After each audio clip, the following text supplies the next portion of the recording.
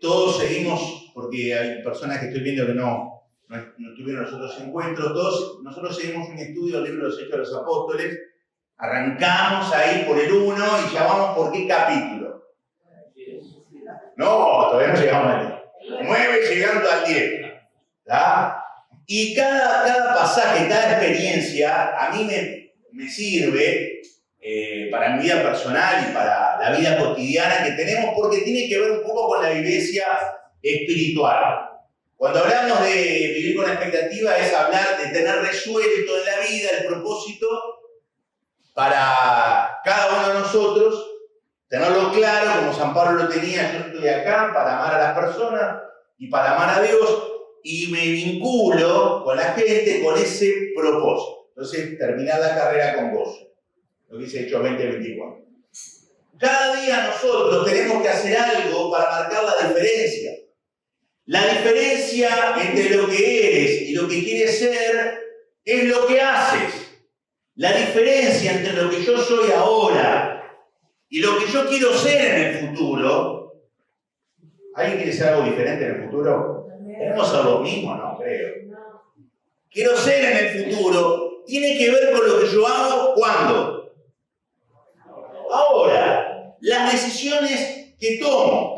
Y cada día, dice un salmo, ha sido diseñado por Dios para que yo pueda tomar decisiones para alcanzar ese futuro ideal. Es decir, ese futuro donde yo puedo avisorar un crecimiento, porque todos tenemos que expandirnos en todas las áreas de la vida, ¿sí? Y para esa expansión tenemos que tener en claro que yo tengo que realizar, hoy tengo que realizar algo, mañana tengo que realizar otra cosa, en aras de ese futuro ideal que tenemos. Dios quiere que marquemos la diferencia hoy con decisiones. Algunos estamos en un barquito, sin vela, sin timón, y si el río nos lleva para allá, vamos para allá; si nos lleva para allá, si vamos para atrás, para donde el viento sopla. ¿Sí? Entonces termina el año y decimos: ¡qué rápido pasó! ¿O no decimos eso? Esas son las expresiones de las personas que no vivieron de forma intencional, sino que se dejaron llevar. Entonces, claro, nos lleva, los vientos nos llevan, hay vientos soplando y nos llevan. Entonces, hoy podemos hacer algo. Hay cosas maravillosas que el Señor ha diseñado hoy para nosotros. Siempre va a haber oportunidades maravillosas que a veces están disfrazadas de problemas, pero son oportunidades para que yo pueda hacer algo y pueda llegar a lo que quiero llegar. O sea, arriba. Arriba. ¿Sí? Hoy lo tengo que hacer. Entonces, a eso era lo que los apóstoles se caracterizaban. Los apóstoles no eran personas estáticas. Sabían que las puertas se abren, las puertas son inteligentes, vos caminando hacia la puerta y hay algo que te mira y abre la puerta de forma automática. Las puertas se abren cuando vos caminás. Las puertas se abren cuando vos decidís. Las puertas se abren cuando vos haces lo que tenés que hacer. No hay nada por suerte, no hay nada por casualidad. Hay todo un mundo diseñado. Este no es un mundo de suerte, ¿sí? Nosotros no creemos que hubo una explosión y caímos acá en esta tierra y así pasó. Nosotros creemos que hubo un diseño. Y ese diseño tiene que ver no solo con este planeta, sino con los días que yo tengo que vivir. Y yo tengo que tener en claro que las puertas se abren si voy hacia ese lugar. El tema está si yo tengo expectativa. Si yo no tengo expectativa de que Dios me va a usar y empiezo a bloquearme viendo mis debilidades, porque hay personas que miran solo los puntos negros de la cosa. Termina una reunión y te marcan el punto y el defecto. Termina una charla y esto no estuvo tan bien. Termina y esto, siempre están mirando eso. Pero acá el Señor quiere que tengas expectativa en lo que vos podés hacer. ¿Sí? Para, gran propósito, ¿cuál era? Amar a Dios y a las personas, para poder marcar algo en el lugar donde Dios te puso. En el lugar donde Dios te puso suceden cosas si vos deseás y hacés para que esas cosas sucedan. Entonces, dice el texto en Hechos 9, que en las regiones de Judea, versículo 31, Galilea y Samaria, los miembros de la iglesia vivían sin miedo de ser maltratados, seguían adorando al Señor y cada día confiaban más en el Señor con la ayuda del Espíritu Santo. Cada vez se unían más y más personas al grupo de seguidores del Señor Jesús. Pedro viajaba. ¿Qué hacía Pedro? Viajaba de un lugar a otro y descendió a visitar a los creyentes de la ciudad de Lida. Esta ciudad de Lida era la ciudad donde ya había estado Felipe. Felipe había sembrado el evangelio en estos lugares. Y él dice que fue por esas ciudades. Entonces, ¿qué pasa ahí? Dice el versículo 33. Allí conoció un hombre llamado Eneas, quien estaba paralizado y postrado en cama hacía 8 años. 8 años postrado en cama. La pregunta que uno se hace es, ¿qué hicieron los cristianos con este paralítico? Parece que no hicieron nada, nada atrevido. Pero Pedro, que estaba allí, hace algo que a mí me llama la atención, que yo nunca lo hice en mi vida, salvo una vez, lo hice una vez, esto. Pero nunca hice esto, nunca dije esto que hizo Pedro, de esta manera. Va a la cama donde está Pedro y le dice, Eneas, Jesucristo te sana. ¿Qué le dijo? Jesucristo te sana.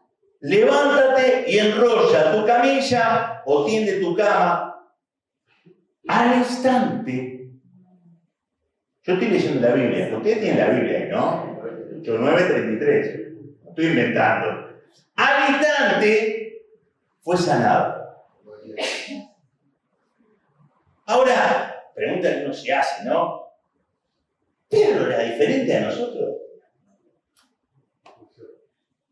Y le dice esto, y al instante fue sanado.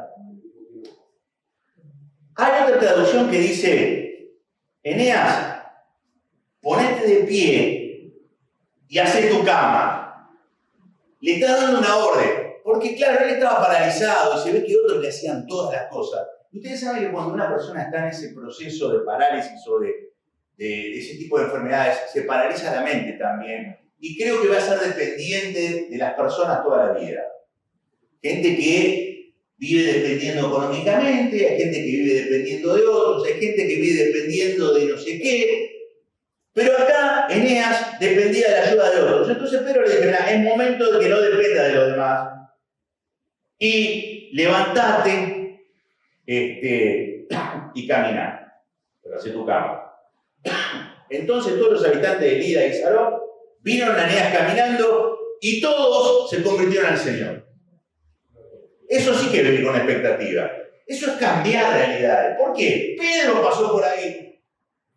Y a mí me agrada estas cosas porque Pedro dice, hay algo que tengo que hacer con este enfermo. Estoy visitando a un enfermo y en lugar de hacer todas las cosas que hacemos nosotros mentalmente, será, no será, la voluntad, la no voluntad, hacemos una maniobra en la cabeza. La diferencia entre lo que es, lo que quiere hacer es lo que hace.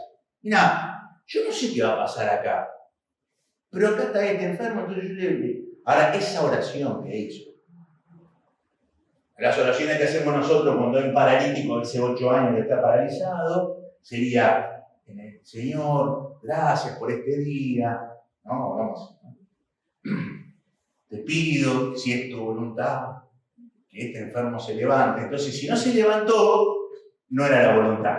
Y si se levantó era la voluntad, yo no quedo pegado, porque fue Dios que decidió.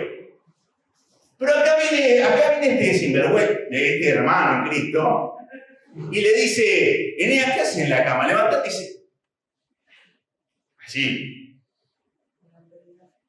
¿Qué hubiera pasado si Eneas no se levantaba? Nada. No hubiera pasado nada. Pero Pedro se dio cuenta que él pasaba por ahí. Ahora, los otros hermanos que hacían 8 años estaban así. Ahora, esto no termina acá, porque en el versículo 35 dice que otros se enteraron de esto Y en Jope, una ciudad paralela, vecina, Banfield, ¿qué otra ciudad hay por acá? Cuando venía para acá tuve que dar una vuelta. Terminé en Constitución. Vaya hasta Temple, no sé, no lío. Yo dije, espero que llegara a la final de la reunión. ¿Qué pasó acá? Jope estaba cerca y había una señora que se llamaba Tabita o Dorcas en griego. Dice que hacía buenas acciones a los demás y ayudaba a los pobres. En esos días se enfermó y se murió. Lavaron el cuerpo para el entierro y lo pusieron en un cuarto de la planta alta. Pero los creyentes habían oído que Pedro estaba cerca, en Lida, entonces la mandaron hombres para suplicarle. Vení, tan pronto como... ¿Qué querés que haga si se murió? Vení. Y Pedro va. Bueno, esto que pasa acá, a mí me da vergüenza decirlo. Me da vergüenza decirlo. Pero Pedro va con ellos. Pedro dudó, miró, caminó sobre el mar y ¿qué pasó? Se hundió, lo negó Jesús 3 veces. Yo parecido a Pedro, ¿no? No era un Superman ahí. Tan pronto como llegó, lo llevaron al versículo 39, al cuarto de la planta alta. El cuarto estaba lleno de viudas que lloraban, típico de esa cultura, y le mostraban a Pedro las túnicas y demás ropas que Dorcas había hecho. Esta mujer hacía mucho bien. Esta mujer estaba bendiciendo a la iglesia. Algunos comentaristas dicen, bueno, ¿y por qué entonces Dios permitió que se muriera? Yo no sé por qué Dios permitió que se muriera. Pero lo cierto es que las viudas lloraban porque se terminó la ayuda de Dorcas. Cuando una persona que hace mucho bien a los demás es muy querido cuando se va. Y soy consciente de cuando a veces voy a algunos velatorios y me piden que hable, no sé qué decir. No sé qué decir. La vida de esa persona no fue... ¿Y qué quiere que diga acá? ¿Fue un gran hombre? No. ¿Hizo mucho? No. ¿Qué digo? Acá Dorcas. Entonces Pedro, luego se hizo la voluntad de Dios, se murió, está bien, hermano, ¿qué vamos a hacer? No, Pedro dice, salgan todos del cuarto, se arrodilló y oró, y volviéndose al cuerpo dijo, Tabita, levántate, y ella abrió los ojos. A Pedro le dio un ataque al corazón. Cuando vio a Pedro se sentó, él le dio la mano y le ayudó a levantarse, después llamó a las viudas, a todos los creyentes, y la presentó viva. Las noticias corrieron por toda la ciudad y muchos creyeron en el Señor. Mirá, yo no sé por qué pasó esto. Ya Pedro había visto esto, porque había sido entrenado cuando Jesús resucitó. Dijo lo mismo también que Jesús. Y yo hay muchas preguntas que me hago que no tengo la respuesta. ¿Los muertos se escuchan? No sé, Pedro le habló al muerto. Y le dio una orden también. Y es lo que vamos a hablar al final, que sí lo tenemos todos, al final del encuentro. Entonces, Pedro era una persona que vivía intencionalmente. Si yo paso por este lugar de trabajo, que mencionó Leandro, si yo paso por este lugar de trabajo, ¿qué voy a dejar marcado en el corazón de la gente como hijo de Dios? Si yo paso por este lugar de estudio, si yo tengo esta empresa, si yo trabajo en este lugar, o lo que sea, o en el barrio donde estoy, ¿qué piensan los demás de mí? ¿Sí? De Pedro pensaban que Pedro tenía una creencia firme en el Señor, por eso lo llamaban. Yo me puse muy contento cuando la vecina enfrente a mi casa me llamó para orar por su esposo. Estaba enfermo. Entonces dijo, algo habré hecho para que eso pasara. La del kiosco que está en la esquina de mi casa me dice, rece acá porque nadie viene a comprar. Todas esas cosas. Entonces uno, no sé qué están pensando, y son mormones, Dios Jehová, no sé qué piensa. Antes salía con saco y corbata, ahora salgo de otra manera. Pero no sos un vecino más. ¿Quién vive allá? Yo qué sé. Pedro, donde pasaba, Luis, Juancito, Pedrito, donde pasaba, estamos aprendiendo que nosotros tenemos que hacer cosas intencionales. ¿O no? Y Pedro, ¿qué hizo? No solo hizo esto, sino que se quedó en la casa de un tal Simón Curtidor. ¿Qué empieza? Pedro empieza a abrirse a la posibilidad de que todas las costumbres judías, como las costumbres evangélicas, son costumbres que se destruyen con el uso y que no tienen valor espiritual para la vida. Entonces, esto de que los que están trabajando con animales, que son sucios, no es lo que creían los judíos, y estas cosas, ya a mí no me molesta, dice Pedro. Y Simón Curtidor no era bien tratado porque curtía y era sucio y no podía entrar al templo. Pero Pedro empezó a cambiar. Como después, vamos a ver más adelante, cambió con Cornelio. Entonces, ¿cuáles son las lecciones que tenemos en estos minutos que nos quedan? La primera lección que aprendemos de este texto, la adoración. No solamente debemos dar adoración, nuestra vida debe ser de adoración. Si vos vas a definir qué es adoración, es respuesta ante la revelación que tenés de Dios. O sea, vos tenés la revelación de un Dios santo, respondés con tu cuerpo, con tu voz, con tus actos. Respondés. Vos ves el mismo.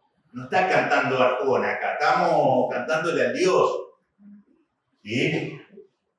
Y adorar es responder. Es un medio para conectarse. Es reverenciar y honrar a la persona a quien nos cautivó por lo que es. Eso es adorar. Es más que cantar, también es ofrendar, también es orar, también es agradecer. No es un espacio donde venimos a adorar. Venimos acá al templo a adorar. No solo venimos acá al templo a adorar. Vamos a adorar al trabajo, o no vamos a adorar aquí. Somos adoradores, que no va al espacio solamente reducido. Esto no es en un momento, terminó el culto, adoré, ahora no adoro. Esto es algo continuo.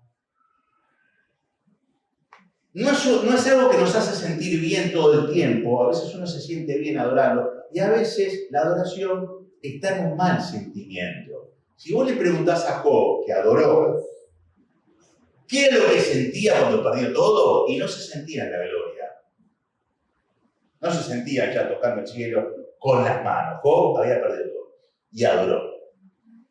Tampoco es generar un buen ambiente.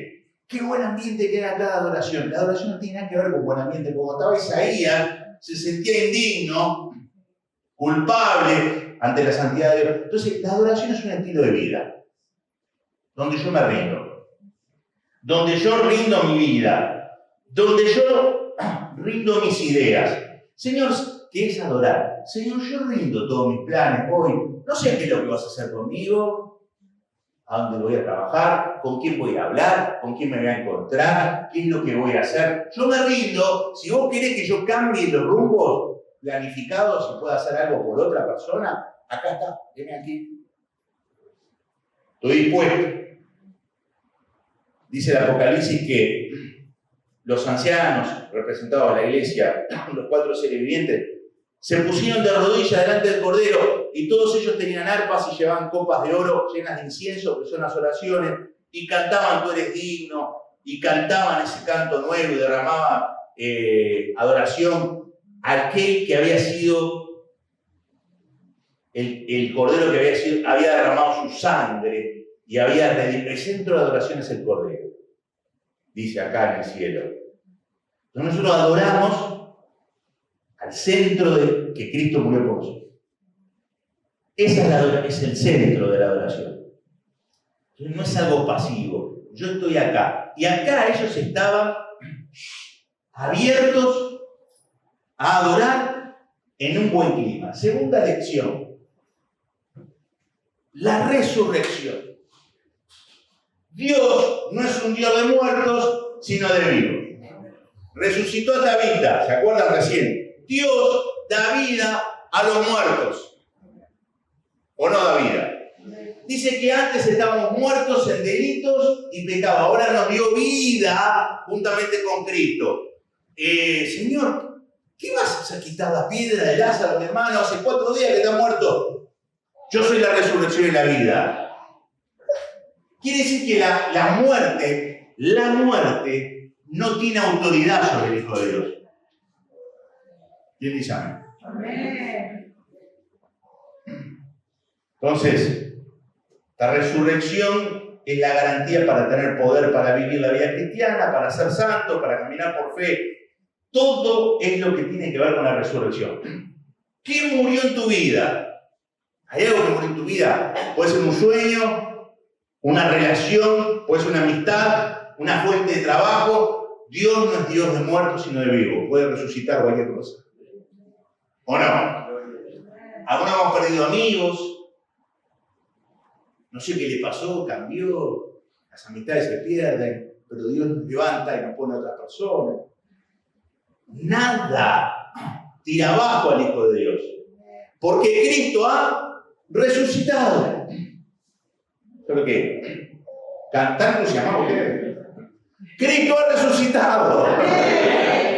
Entonces, nosotros estamos prendidos al poder de la resurrección. ¿Sí? Nosotros estamos haciendo más allá del éxito, que invitamos a aquellos hermanos que quieran unirse para influenciar a otros, donde hay dos grupos. Un grupo donde está Gabriela al frente, y donde ella ha pedido, yo noté acá, gente que no conoce al Señor está en ese grupo, que se pueda reconciliar, algunos que se alejaron. Hay gente que no quiere saber nada, me contaba Gabriela ayer, que está peleada con Dios y lo transmitió en la reunión. Y hay gente que ha perdido, para que oremos, ¿para qué digo esto? Oremos, que ha perdido a su hijo, y está por conocer a Jesús. El grupo que está bien. Nosotros estamos en un grupo donde, en el otro, donde hemos hecho desafíos para vivir de una manera intencional. Bueno, en esta semana, pusimos ahí el grupito, vamos a servir a las personas. Bueno, ¿qué vas a hacer vos? ¿Qué vas a hacer vos? Algunos ponían, otros ponían. Entonces, el otro día pregunté, ¿qué pasó con los desafíos? Y uno puso, voy a acompañar a mi hermana a una peregrinación a Luján. Bueno, pasó por acá la maratón. Otra persona dijo, voy a escuchar a una mamá adolescente, y puso, y yo me reía, 2 horas, que tiene problemas con su hijo. Otra, voy a invitar a unas personas para ver a mi hermano que es músico. Bueno, te invitó para su hermano. Bueno. Otra persona que no viene a la reunión, que no es de acá, ¿sí? Que están en ese grupo, lo que hemos hablado, porque es entre todos, no es que uno enseña y el otro escucha, le ayudó para restaurar una amistad de muchos años de pérdida. Y contó en un audio. Dios no dio de muerto. Y se acercaron. Entonces, ¿qué voy a contar yo el próximo domingo? ¿O somos ese barquito que nos llega, como que termina el año, levantamos la copa y decimos, el próximo año, pues declaraciones, ¿viste? Esas declaraciones heroicas, voy a llegar a la luna. Próximo año, y pasa el año que viene, y el barquito sigue sin timón, sin decisiones, sin proyectos, sin salidas, sin encuentros con gente. Depende de cada día, depende de mí. El otro día me enteré de una persona, un joven que yo estuve acompañando todo un año porque tenía problemas con su esposa. Los dos eran cristianos. Pero su esposa lo engañó y escondió ese engaño durante mucho tiempo. Y no salía de la luz. Nosotros oramos, todos los días me escribía. Ese año estuve con esa persona de mañana, de tarde, de noche. ¿Sí? Llegué al momento de la confrontación. ¿Sabes lo feo que es confrontar a una persona que confiesa lo que estaba haciendo? Todavía me acuerdo. Puso de rodillas llorando, dice, te engañé, todo eso. Él dice, Luis, salimos de acá, lo llevé por otro lado. Todo ese tiempo, pasaron años y yo siempre le escribía, ¿cómo estás? Y todo lo demás. Me enteré el otro día que inició una relación nueva con otra persona. Hace muchos años que está atrapado por la muerte del engaño de su esposa. Entonces, ¿qué le dije? Vos sos hijo de Dios. Dios no es Dios de muertos, sino de vivos. Adelante. Amén. Y en tercer lugar, tenemos autoridad. Hermanos, no entendemos lo que es la autoridad. El Hijo de Dios vino para ¿qué? Destruir. La Reina Valera dice deshacer las obras del diablo. El diablo dice acá que hace obras para perjudicarnos. Y Jesús vino para destruir las obras de... ¿Para qué vino Jesús? Para destruir las obras del diablo. Y la Biblia dice que el príncipe de este siglo ha sido derribado, el Dios de este siglo ha sido exhibido, derrotado públicamente. El Señor dice Juan 12:31 que lo expulsó, lo juzgó y echó fuera a ese usurpador. Y la Biblia dice ahora que vino a establecer un reino con aquellos que le creen como el único Salvador, y dice la palabra, nos traslada al reino de su amado Hijo. ¿Saben lo que significa la palabra trasladar? Yo estaba acá, bajo la autoridad del diablo, pero ahora que creo en Cristo, me traslada ¿a qué otro lado? Al reino de su amado Hijo. Estoy acá. No estoy allá. Entonces, si Cristo derrotó y destronó al poder del enemigo, y Él tiene autoridad sobre el diablo, yo estoy bajo la autoridad ¿de qué? De Cristo. Sí, pero el diablo, sí, pero está derrotado. Esto es lo que dice la Biblia, no es lo que digo yo. Algunos decían que el diablo, a pesar de saber esto, no acepta su derrota. Entonces, cuando los soldados aliados desembarcaron en Normandía, dice que Hitler había sido vencido, pero el gobierno nazi no aceptaba esa derrota. Había una historia que contó un misionero que había decapitado, de haber quitado la cabeza a la serpiente, pero todavía seguía dando vuelta la cola y destruyendo cosas adentro de la casa que había entrado allá en la selva. Es decir, ha sido derrotado, pero se resiste a eso. Y esa derrota va a ser final en los tiempos finales. Pero hoy el Señor vino ¿a qué? A destruir las obras del diablo. Entonces, tengo autoridad. ¿Tiene autoridad usted? Pero no soy tan bueno. No importa, ¿dónde está usted? Está acá. Acá no están los que son genios, acá están los que creyeron en Cristo. Tengo autoridad. Lo ha derrotado, dice, fue tentado por el diablo y resistió. Puede identificarse con nosotros, con nuestras debilidades, puede socorrernos, dice la palabra, en cualquier tentación. Y dice la Escritura, si yo expulso demonios por el medio del Espíritu de Dios, esto significa que el reino de Dios ha llegado a nuestra vida. El diablo no tiene autoridad sobre tu vida. Él reprendió a los demonios y no los dejaba hablar. Estaban maravillados y hablaban unos a otros. ¿Qué palabra es esta? ¿Con qué autoridad y poder manda los espíritus inmundos y salen? Entonces tenemos que tener en claro, no solamente la autoridad de Cristo, sino que yo estoy bajo la autoridad de Cristo y yo tengo autoridad sobre todo a fuerza del enemigo. ¿Sí? Yo tengo el testimonio, no lo voy a leer acá, pero tengo el testimonio porque el tiempo pasó, de Leo Tomeo, que escribió un devocional, lo mandó. Un hermano que tuvo una enfermedad complicada y que no es un hermano de esos grupos cristianos que son favorables a que ven milagros por todos lados. Es un hermano más conservador, ¿sí? Y a pesar de que es un hermano conservador, que está en esa postura, él experimentó en su vida un milagro sobrenatural que él pregunta, ¿qué es la sana doctrina? Y él pregunta, capaz que voy a escandalizar a varios cuando lo voy a decir. La sana doctrina no son conceptos, no son escritos, no son formulaciones, porque yo antes no, y me dijeron que me iba a pasar esto y lo otro, que no iba a comer y ahora estoy comiendo pizza, y me dijeron esto, que no iba a salir y salí.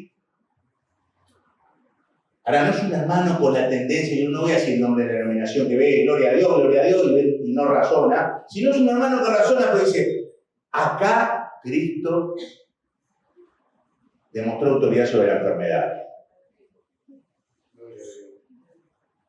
¿Sí? Y creo en eso. Yo crecí con otras ideas en mi cabeza y vi esto ahora. La diferencia entre quién eres y quién quieres ser está en lo que haces. Si Cristo nos dio autoridad, primero, la muerte no tiene autoridad sobre el Hijo de Dios.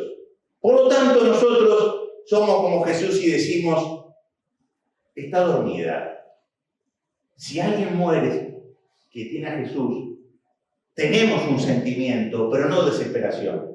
¿Por qué? Porque la muerte, ¿dónde está muerte todo el todo? No tiene autoridad sobre nosotros.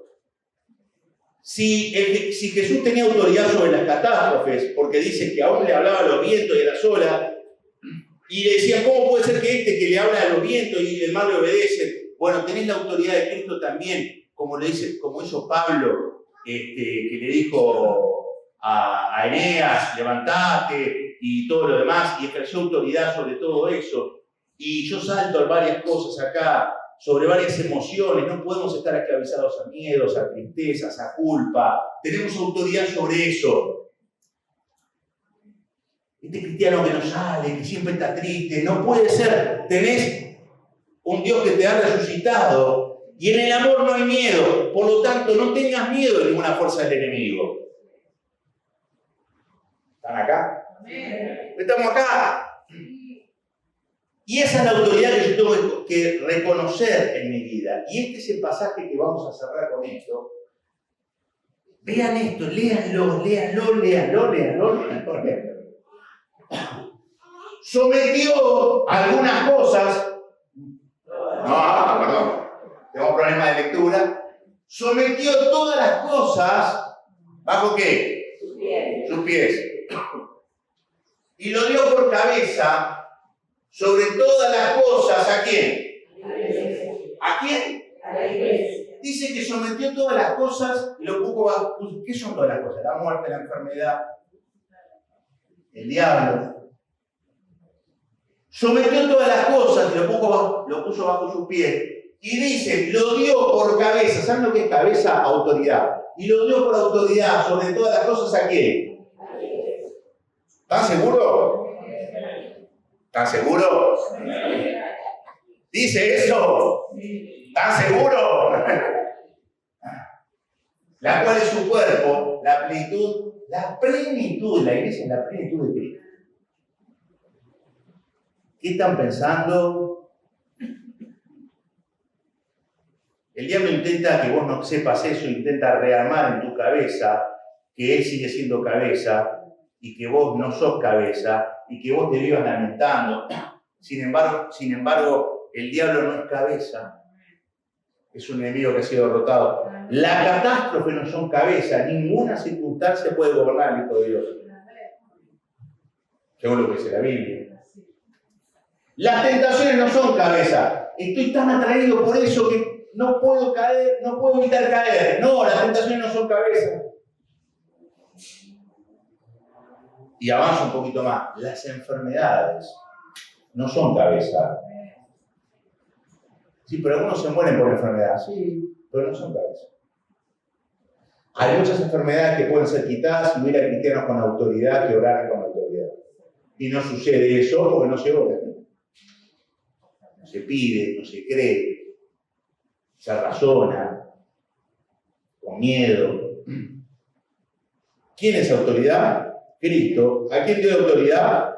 A la iglesia. Por lo tanto, hermanos, ¿Qué te llevas hoy?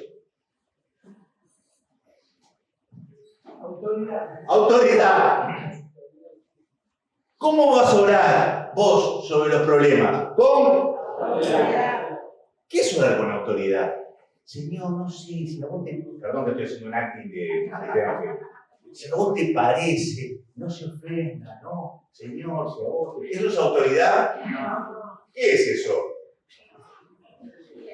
Eso cree que estamos acá. Sí, tibio, lo digo. ¡Estamos acá! ¡No! Señor, vos sos el rey sobre esta catástrofe, vos sos el rey sobre esta situación. Y pedimos en el nombre de Jesús que esto se remueva de la vida. Y como este joven resucitó, cuando un joven te resucitó un nuevo vínculo, también podés sacar de la parálisis espiritual a fulano, a mengano, ¿o no? Y usame, Señor, para que yo sea un canal, para que eso suceda. ¿Vamos a orar así? Porque si oramos así, se va a escuchar del cielo. Amén. Por fin alguien me entiende.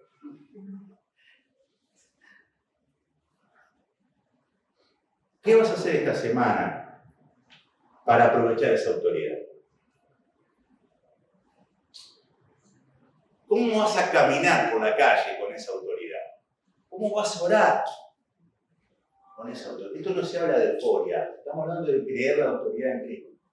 No es euforia. No es grito, no es esto. No estamos hablando de eso. Estamos hablando de la autoridad en Cristo. Todo fue sujeto bajo los pies y lo dio por cabeza a la iglesia. Por eso Pablo y Pedro entraban a una ciudad y decían, ¿qué puedo hacer en el nombre del Señor? Dios quiere hacer cosas en tu barrio con vos, en el nombre del Señor. Amén. Que el Señor nos bendiga.